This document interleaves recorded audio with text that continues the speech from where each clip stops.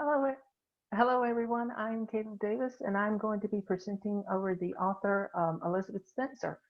And so I'm going to go into her background and body of work, and that includes the books that she's written, and including all of her stories and everything, and then go into like her background of growing up in Mississippi and what all happened in her life, and then also dissect and discuss a section of one of her stories in Ship Island in her book titled On the Gulf.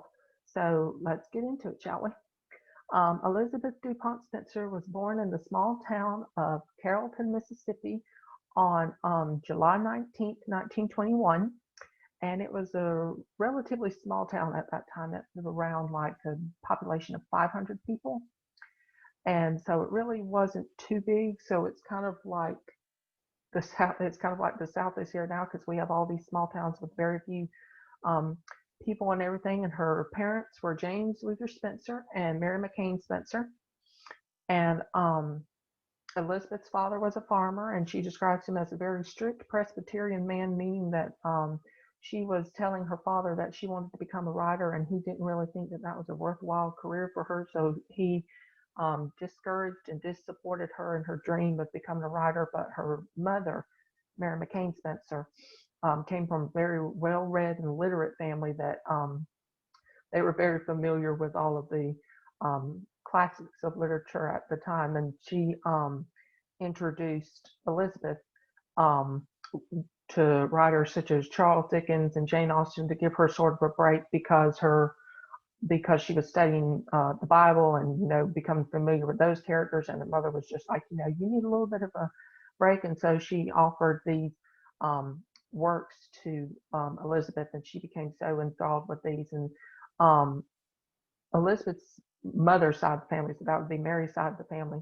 Her family was, of course, very well read, but they became very attached to the characters and treated the characters almost like members of their own family.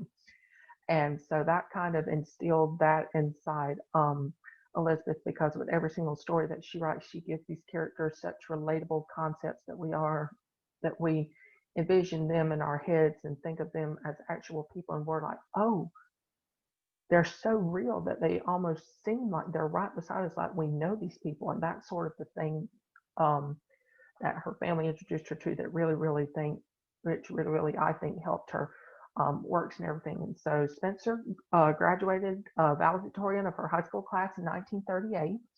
And shortly after, she attended Belhaven University to obtain a degree in English. And while she was there at Belhaven, she met Eudora Welty.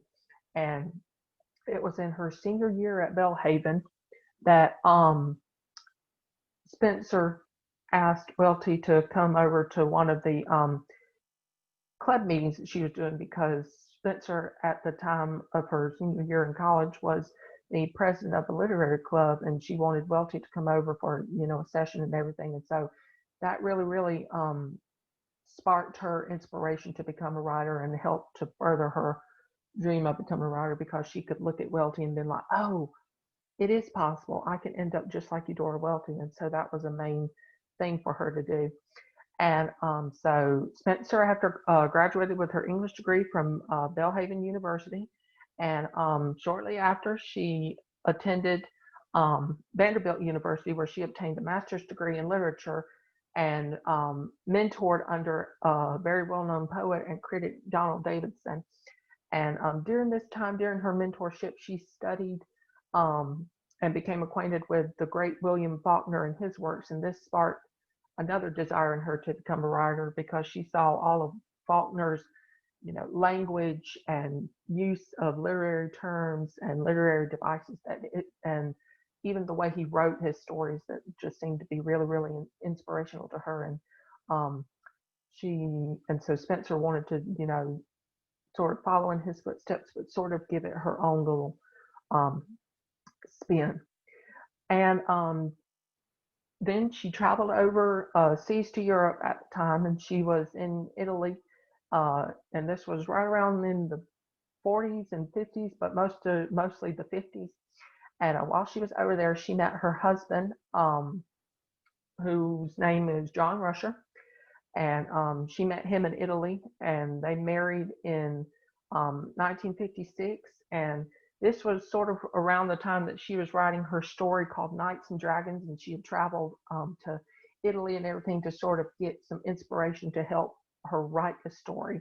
And she met him, and they married in 1956, and then he died later on in 1998, and they had no children, and so she was left without any one after that. But once she came back to the U.S. and to the continent, she became a professor at various universities, such as Concordia University and the University of Mississippi, and even teaching at the University of North Carolina. And she wrote many, many books throughout her life that we're going to be getting into. And but she died later. She just died recently on December 22nd of 2019 in her home located in Chapel Hill, North Carolina. And so let's get into her works and everything. So she wrote various works of fiction throughout her life. She wrote her very first one, which was titled The Fire in the Morning, and that one was published in 1948. The Crooked Way, written in 1952. The Voice at the Back Door, that is one of her well-known stories, and that one was written in 1956. The Light in the Piazza in 1960, which this is probably her most well-known work, because it inspired, a Broadway play, it inspired a movie and everything. So this was her very synonymous work that everybody thought of when they heard her name. And then she wrote Knights and Dragons in 1965, not 1956. That was an error of mine. Sorry about that. And then she wrote No Place for an Angel in 1967. And she wrote Ship Island and Other Stories in 1968, which was comprised there. The Snare in 1972. And then she wrote a story called Merrily in 1981. The Salt Line in 1984. Jack of Diamonds and Other Stories in 1988. Then most of her works were comprised into her book On the Gulf, that was published in 1991. And then some other ones are The Night Travelers and her memoir, which is titled Landscapes of the Heart. And The Night Travelers was written in 91, and then Landscapes of the Heart, which is her memoir, was written in 1998. And she also wrote the title of her book, Southern Women, and she wrote that and published that in 2001. And so these are so she did write a lot of different stories and everything. So throughout her life, she wrote like 9 collections of short stories and, like some novels and her memoir. And then also that one play called The Light in the Piazza and everything. And that was her very well-known work that instantly became associated with her. And and a lot of her characters in each of these stories, suffer with their very own little insecurities and needs and trials and tribulations of their life, therefore making it more relatable for us to see. Because, most characters, they imbue their characters with all of these different things that you really can't keep up. But Spencer gives them sort of a sense of realism and makes them seem like real people, and we can think of how we've been in their shoes maybe a couple of times or two in our lives. And so we're gonna look at that later. And so we're going to look at that later on. And so since we covered her works of literature, now we're going to get into her section of her book that I want to discuss. And I am using her book called On the Gulf. And I am going to be reading page 67 in her book, which is the story of Ship Island, and I'm going to be reading a part of Nancy's story, and it begins at the top of page 76. It goes to about midway, and it says, "Out on the island that day, out on Ship Island, she had drifted in the water like seaweed, with the tide combing her limbs and hair, tugging her through links of fuzzy water growths.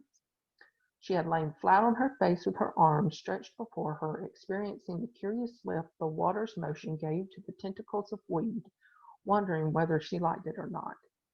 And so, with that part, that it seems to be very, very apparent of things that she embodies within her characters, and some of the things that she brings to light are the emotional distance between characters, and showing how Nancy is very, very different from um, her boyfriend, and and how she's very different from Robert, and how Robert has this very, aristocratic lifestyle and going from party to party and everything, and that Mary comes from the slums, and everything, and that's sort of a disconnect.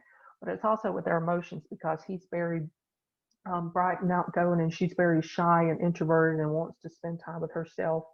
And that's sort of where it goes when they're on the beach and she's got her face in the water, that she's just trying to mute the sounds of the world around her and just focus in on her own personal world and what she um, has that gives her the enjoyment that she needs. And another thing that they bring to the table is the need for escape.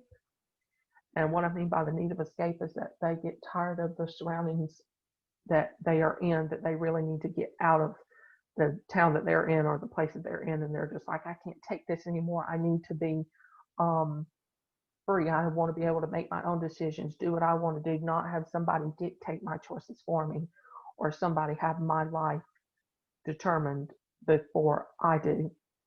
And then it also brings in the concept of being one with nature, and how she loves the water and wants to return to the water. And then it also highlights the human experience as well. So thank you very much. And I will be posting this outline to D2L2. So bye.